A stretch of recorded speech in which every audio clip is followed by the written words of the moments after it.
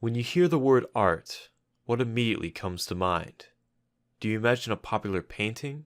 Something you saw at a museum or a search online? Do you think of the artist who made it? About his struggles, his thoughts?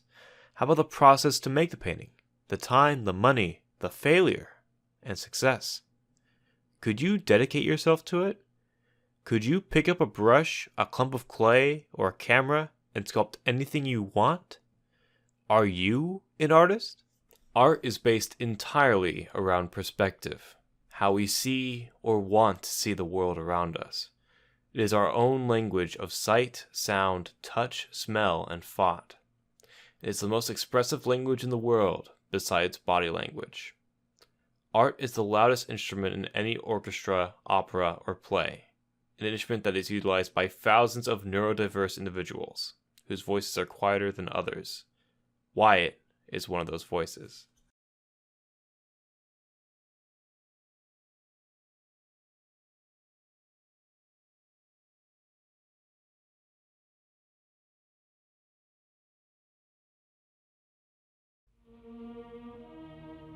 Wyatt is an artist and a personal friend of mine. We've known each other for quite a while, but he has been an artist long before we met.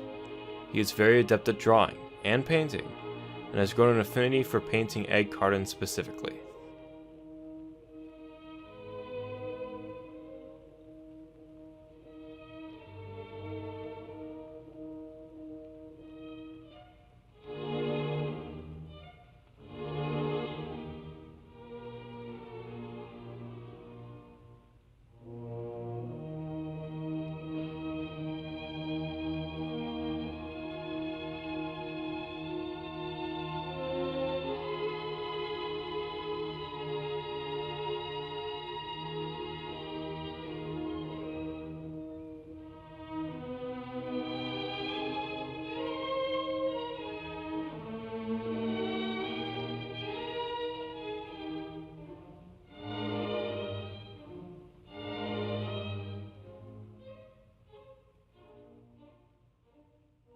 There's something very profound about how he paints his cartons.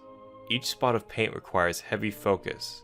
There's hesitation and factors to consider when combining colors. It's almost ritualistic watching him paint, watching him inspect his canvas and decide what color goes where, what patterns should be present.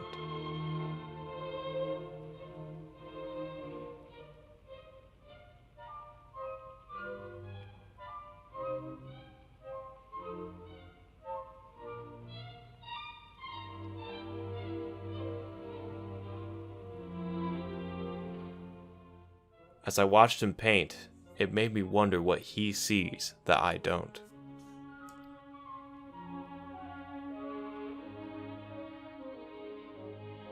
I noticed that when you watch someone work, they possess a stoic face, a face of focus, dedication, and determination. You can see something similar on the face of a cubicle worker or lawyer, but it's not the same. This is a zone of thought where the metaphysical becomes physical, where all ideas are less important than your vision. It's a foundation you build off of and create from.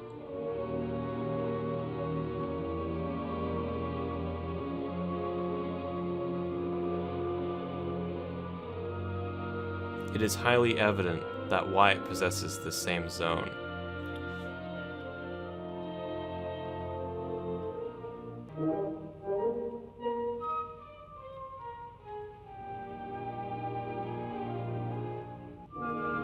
Besides painting cartons, Wyatt also likes to paint portraits of various sizes, all of which possess a mix of surrealist coloring and abstract realism.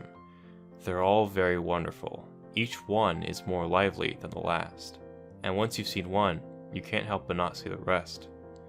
It's very much a collage of ideas, various images of perspective, various objects and scenes seen in different ways. It's not just a gallery of the same picture with different colors.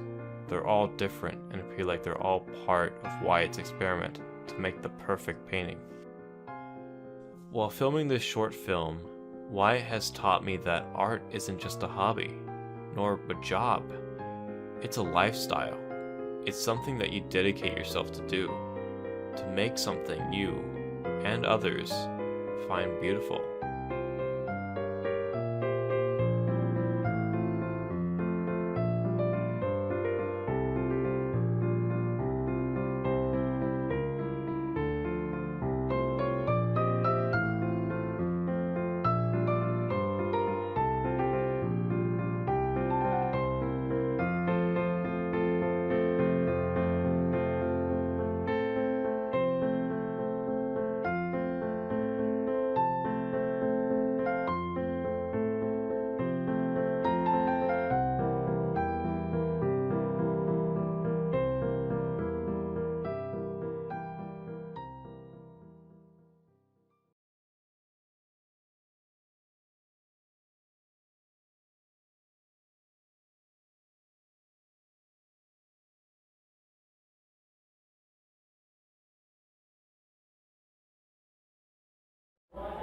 Hi audience, it's Gaiber, the Autistic Traveler, and today I'm going to give you a tour of the Grammy Museum.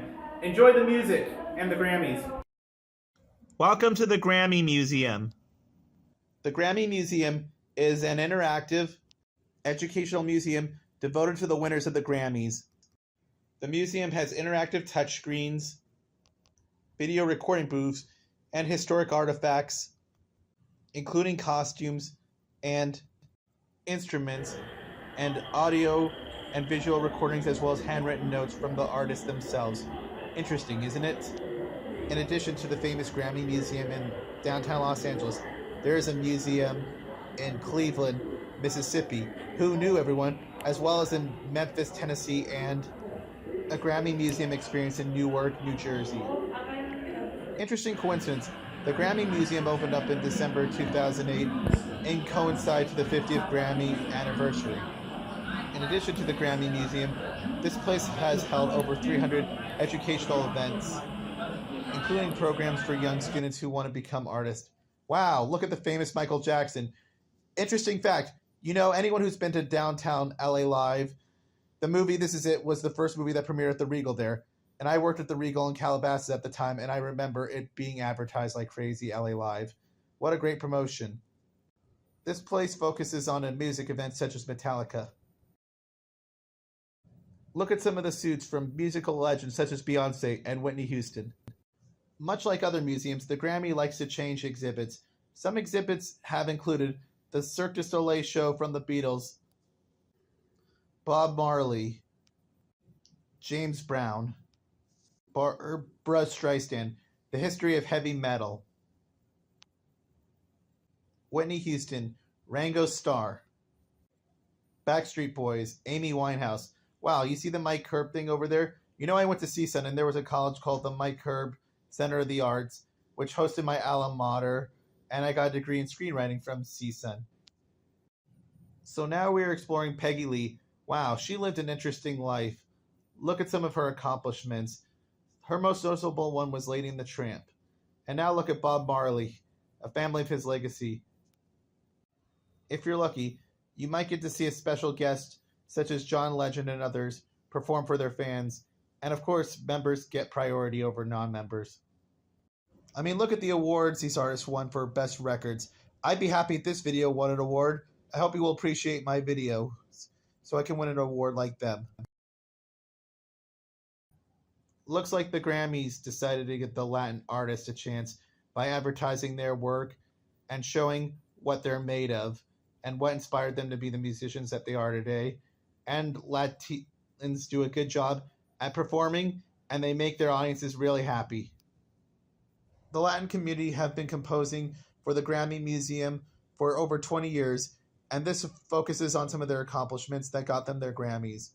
Latin music has had an international influence, and they feel honored to be partners with the Grammy Museum, according to CEO Gabriel Aroa Jr. Some of the artists who are honored include Ricky Martin, Luis Fonsi, Juan Gabriel, Alejandro Sanz, and Julieta Venegas. I guess this is the award ceremony that the Grammys based on giving their artists their awards. I mean, look at the red carpet event. One day I hope to be on the red carpet for the Oscars, or in this case, the Autism Community. I hope to win a video with my documentaries, with me being me presenting my awards. Look at this exhibit that has to do with a lot of controversial issues that are happening today, such as defunding the police because of what happened with George Floyd 2 years ago. Like now they're talking about the 1965 watts. I hope you had a good time with me at the Grammy Museum. Do yourself a favor. Instead of drive and spend money on gas, take the metro. It's cheaper and more energy efficient. Even me coming from Orange County, I take the metro partially after 30 miles of driving there. On the Harbor Transit line. Thank you, audience, for joining the Grammy Museum. I hope you got an idea of some of this music and what inspired it. I had a good time taking you here.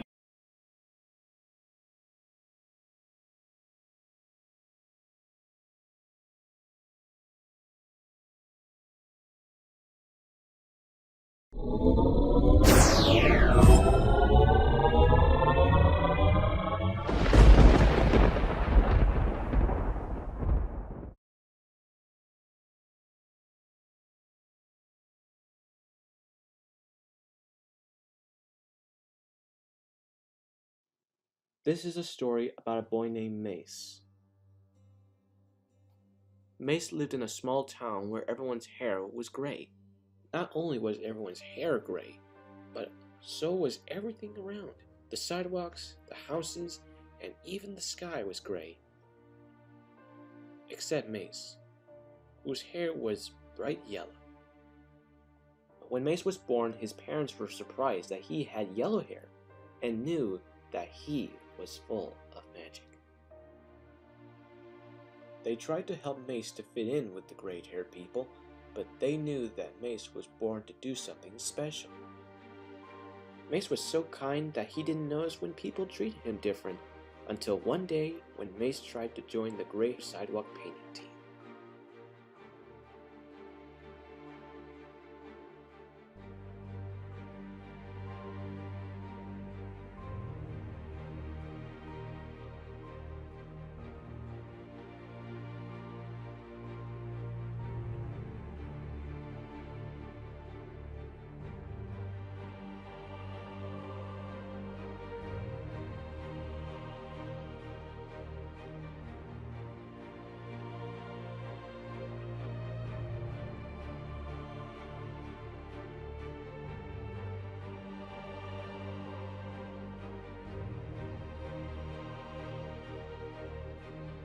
What no one knew is that out in the confusion and loneliness, a magic was starting to grow.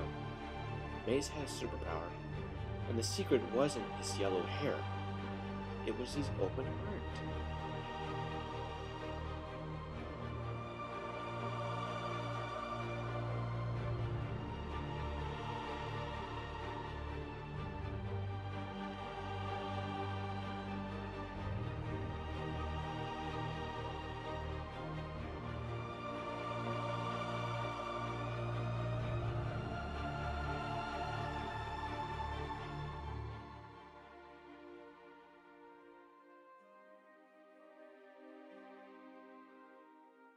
Everyone who saw the colorful sidewalk and Mace's hard work and yellow hair suddenly understood what was missing.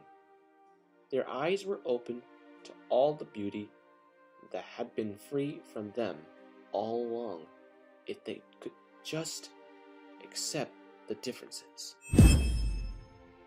That day, the town began to change, and the magic became real. Mace no longer felt unaccepted because the gray-haired townspeople learned to love each other's differences. This is a story for everyone. Color your world, be yourself, be kind, and don't ever be afraid to shine.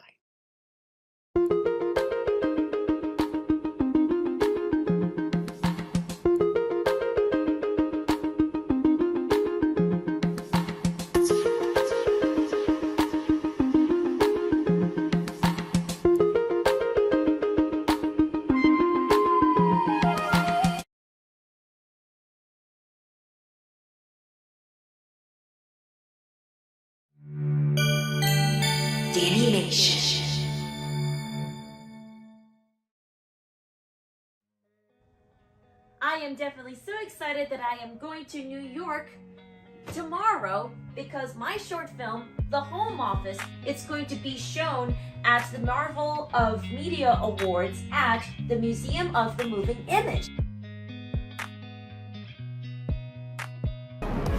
All right, we just finally arrived in New York at the JFK airport.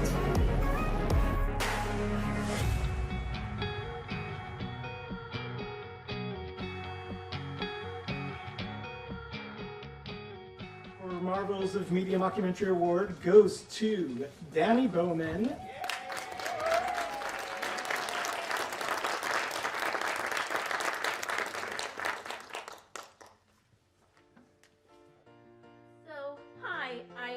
Bowman. I am the founder and chief executive officer of Animation Entertainment, an animation company that I started when I was 14 years old.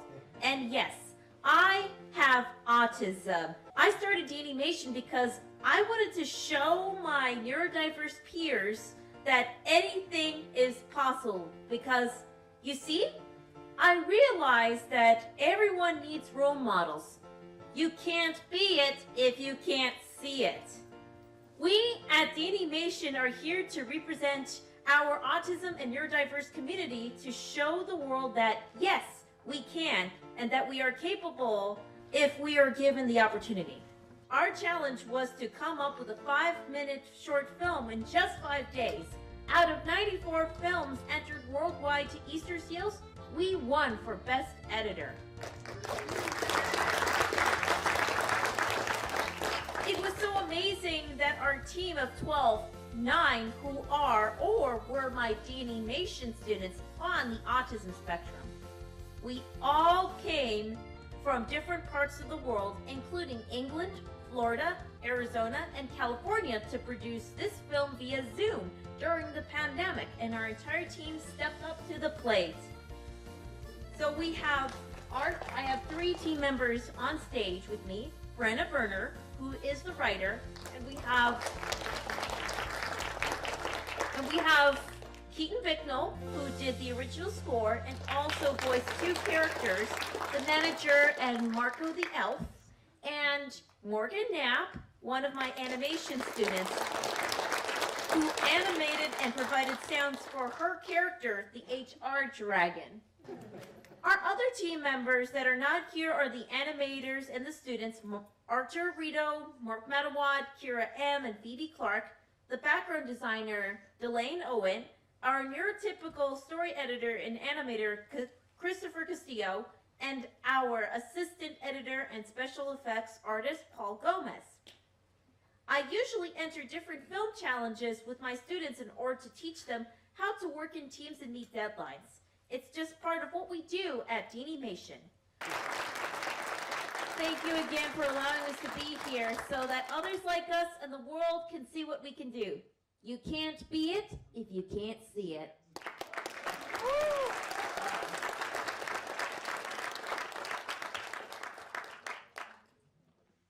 If someone would have told me 16 years ago when I first found out that I had autism, that I would be standing on that stage, receiving an award on behalf of my company, Animation, and my animation students, I would have thought they were crazy. How could a girl who was nonverbal till age 6 and was diagnosed with classical autism and verbal apraxia, who was told that she would never amount to anything, accomplish this? How could this girl have her film displayed at the Museum of the Moving Image in New York? How could she create a company who now has worked with over 2,000 students? How could she develop a program for one-on-one students? How could she employ people with autism? How could she teach animation at many summer animation camps worldwide? Would you have believed it? I know I wouldn't have. Sometimes I still have to pinch myself. I am Dani Bowman, founder and CEO of Animation Entertainment. We at Animation entertain, educate, elevate, and employ people with autism with a goal to help them learn to turn their passion into a career. Hopefully, it will be animation, but it doesn't have to be. We just want to make it better for them. In my next segment, I will talk about how I got to be where I am today. So ignite the magic with us at DanimationEntertainment.com or follow us on our social media.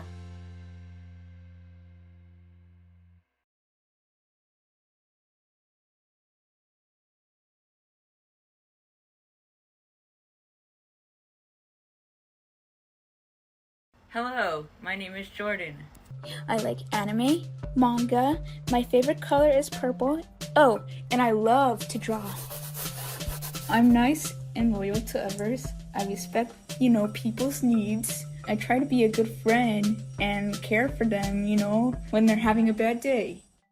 When I draw, I wish my drawings could come to life and use their powers to help others. One night, I had this dream that I was in a cave. I walked deep in this dark cave and I saw a wise old man. He walked up to me and said, "The chosen one is you, but with greater power comes greater responsibility." The old man then disappeared into dust.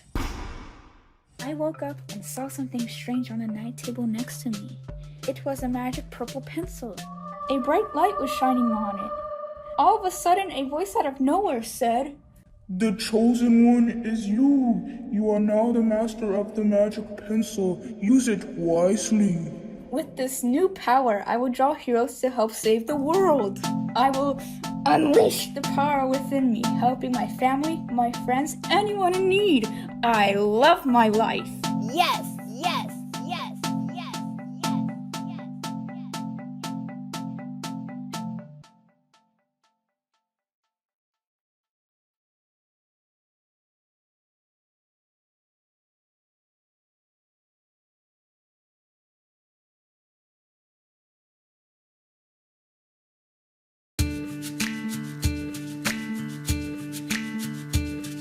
I used to be scared of fireworks, they were loud and booming. I was once scared of creepy movies. You were such a good friend when you put your arm around me. You told me everything would be alright.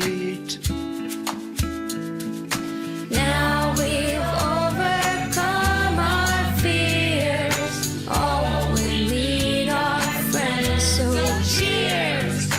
Cheers to love and having fun. Cheers to fixing our hearts. Cheers to healing everyone. Cheers to fixing our hearts.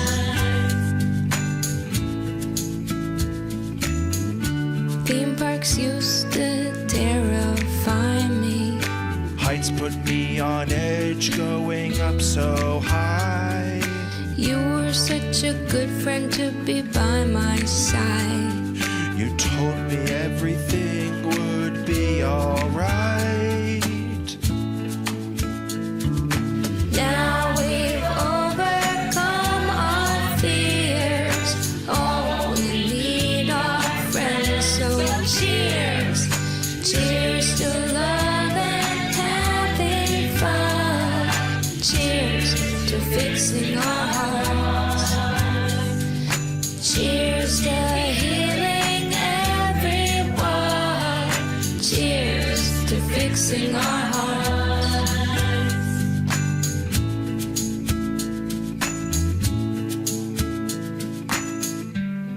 Hey, remember that time we watched Jaws?